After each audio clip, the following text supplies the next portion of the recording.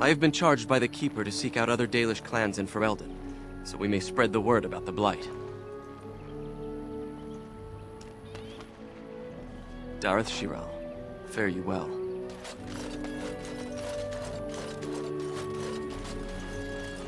Let us pray to the Creators, Lethalie. All Father, may you forgive us.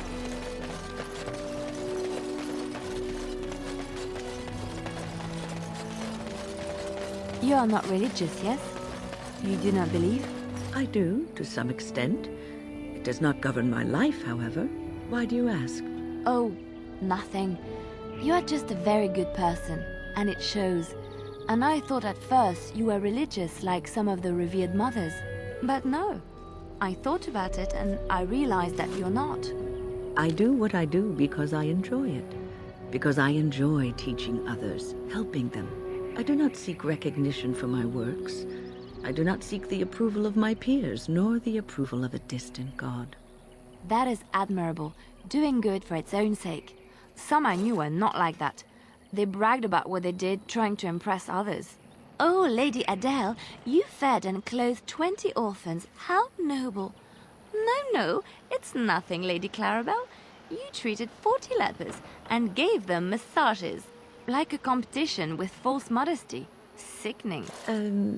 Did Lady Clarabelle really give 40 lepers massages? Who knows? Lady Clarabelle had strange tastes. I wouldn't be surprised if she did that and more.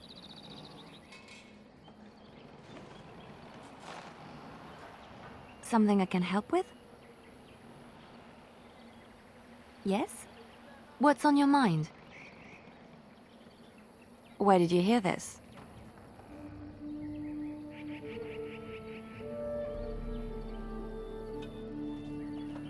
And you believe everything you hear? Not all minstrels are spies. Most are just singers and storytellers, but some of them are what we call bards. Bards are minstrels and more, spies as you say. Some say there is a bard order, but I don't think this is true. Many bards work alone or in small groups, doing the bidding of a patron who pays for their services. If there is an organization behind it all, no one knows who they are. Nobles mostly. In Orlais, there is much rivalry amongst the highborn. They fight over land, influence, and the favor of the Empress. But they cannot do this openly because it is impolite, and in public, they wear smiling faces and pretend to be civil. In secret, they plot and scheme to destroy each other. It is a game completely meaningless to anyone but its players. I have revealed too much, it seems. But it doesn't matter what I used to be. It is the past.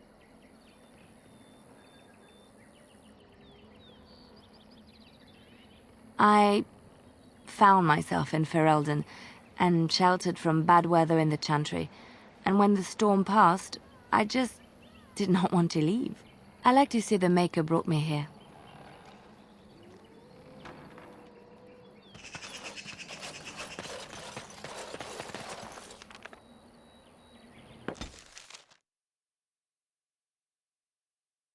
I lied to you, you know, about why I left Orlais.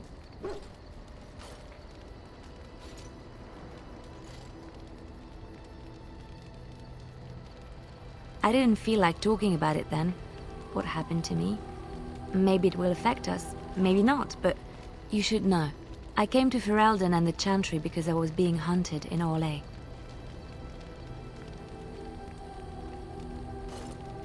I was framed. Betrayed by someone I thought I knew and could trust. Marjolaine. She was my mentor and friend. She taught me the bardic arts, how to enchant with words and song, to carry myself like a highborn lady, to blend in as a servant. The skills I learned, I used to serve her, my bard master, because I loved her, and because I enjoyed what I did. She claimed to have retired. She married a noble and inherited his wealth when he died.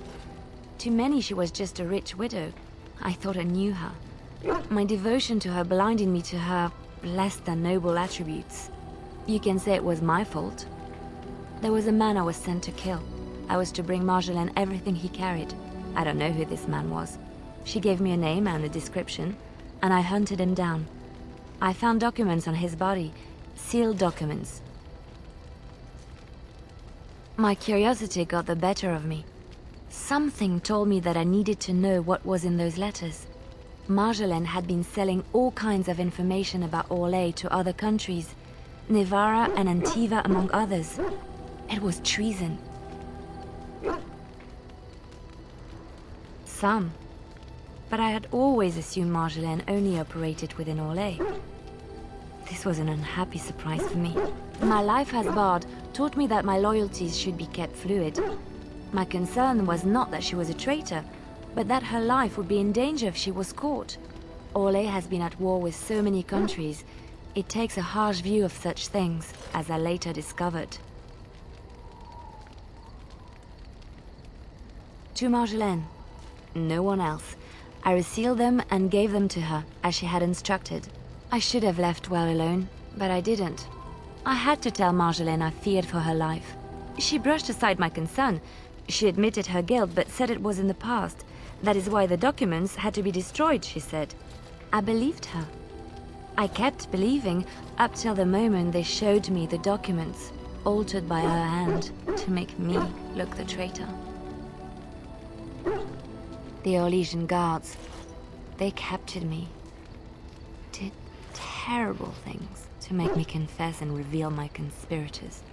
It was a traitor's punishment I endured. And at the end of it, all that awaited me was eternity in an unmarked grave. The skills Marjolaine taught me were good for something at least. I broke free when I saw the opportunity. I did not seek Marjolaine out. If she thought I was coming for her, she would have me caught again. I was tempted to confront her. I was furious, betrayed. But what could I do against her? And so I fled to Ferelden, to the Chantry and the Maker. Ferelden protected my person, and the Maker saved my soul. And that is the reason I am here. The real reason. No more lies between us, at least in this. It feels good to have this off my chest. Thank you for listening and understanding. Have you encountered many abominations, apart from the ones in the Circle Tower? Ah, yes, Connor, of course. The first time I saw an abomination, my blood turned to ice. It was months before the nightmares stopped. It was the knowledge that I could easily become one of them that frightened me the most. One slip. All it takes is one slip, and everything you are is simply gone. Replaced by madness. And there is no turning back, or at least that's what they say. Of late, I have begun to wonder if there is any way an abomination can be cured, or if a mage could be so possessed and still retain their sanity, their humanity.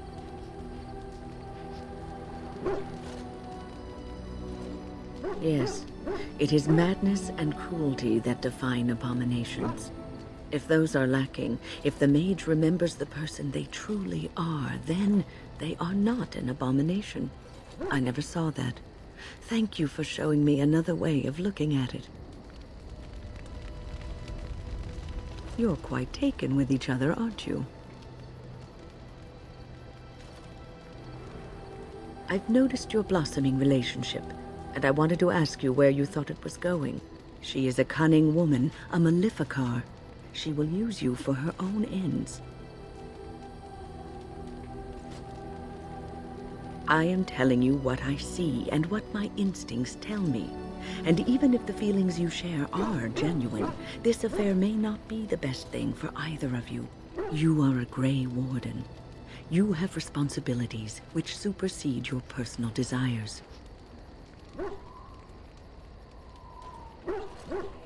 Love is ultimately selfish.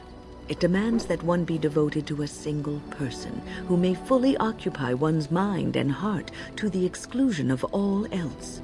A Grey Warden cannot afford to be selfish. You may be forced to make a choice between saving your love and saving everyone else. And then what would you do?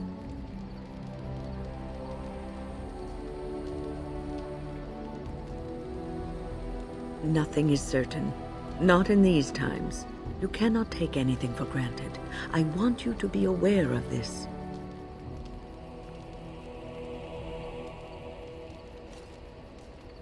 I am just trying to minimize the suffering that may come to either of you.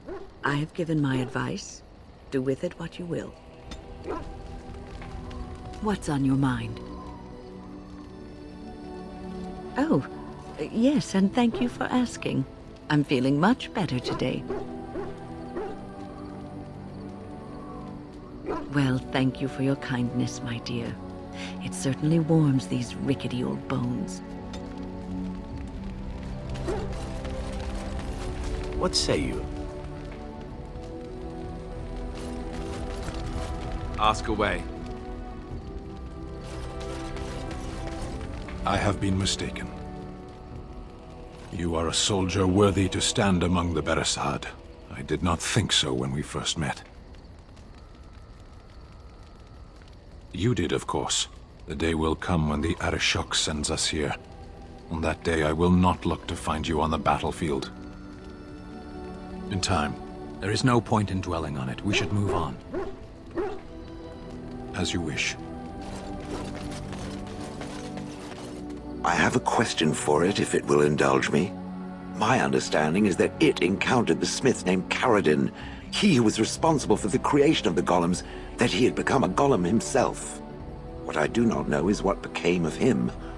Why did he not return with it? I would have many questions for him.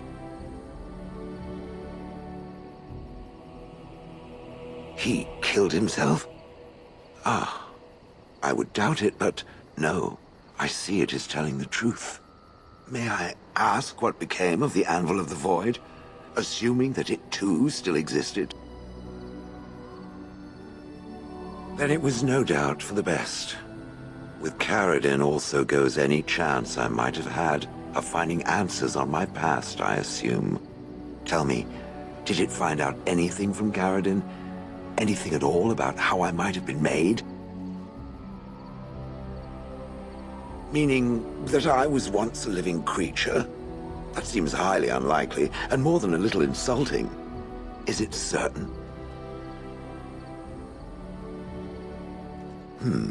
Was I forced into this? Or simply glad to abandon a frail body? And more importantly, who was I? I simply must know. I cannot help but believe that answers lie elsewhere in the deep roads.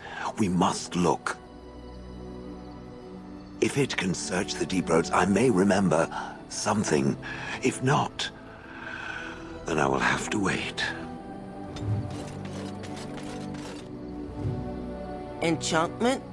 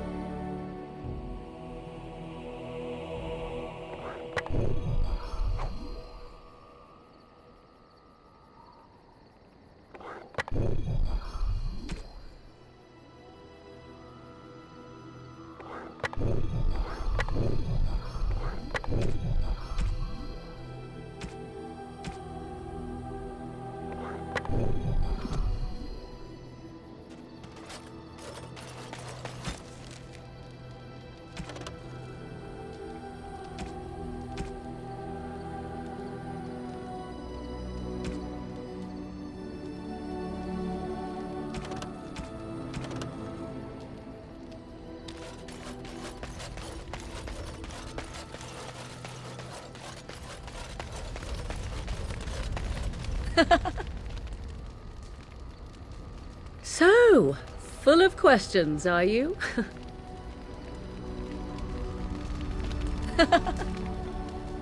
We're in camp, so 'tis as good a time as any.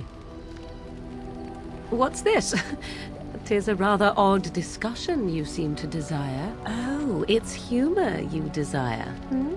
I didn't realize comedy had anything to do with this. How true. Let us do it right, then.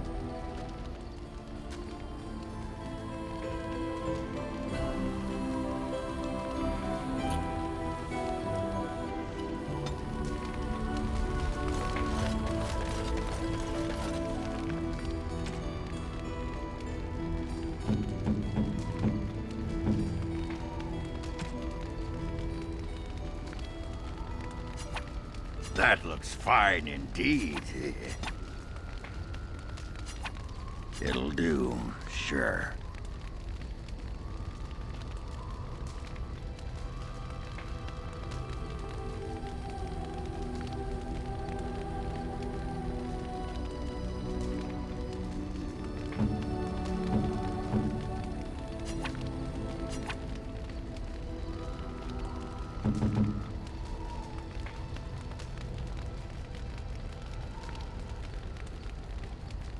It'll do, sure.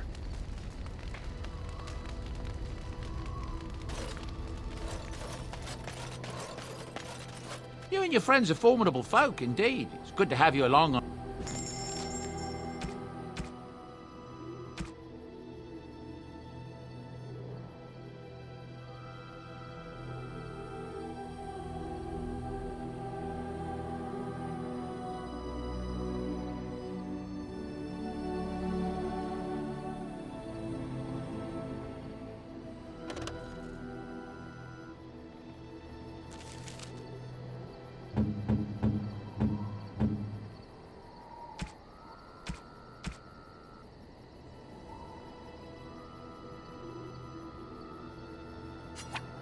By my ancestors, this is a wonderful gift!